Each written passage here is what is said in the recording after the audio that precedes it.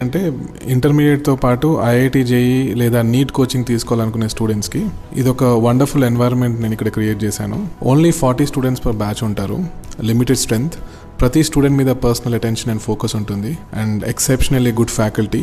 ఒకసారి ఇక్కడికి ఎవరైనా వచ్చి చూస్తే నిజంగా ఇక్కడ ఏం జరుగుతుంది అనేది, ఈ ప్రోగ్రామ్ ఎలా ఉండేది అనేది మంచి క్లారిటీ వస్తుంది. సో దూరంగా కూడా లేదు కాబట్టి, మెయిన్ సిటీ సెంటర్లో ఉన్నారు కాబట్టి ఎవరైనా వచ్చి చూడవచ్చు. ఎగ్జాక్ట్లీ. ఇది నారాయణగూడలో రెడ్డి విమెన్స్ కాలేజ్ ఆపోజిట్లోనే ఉంది. It's a 1 acre sprawling campus. It's going to be wonderful.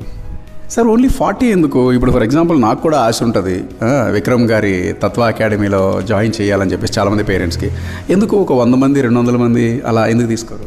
ఒక టీచర్గా నేను ఫిజిక్స్ టీచ్ చేస్తాను.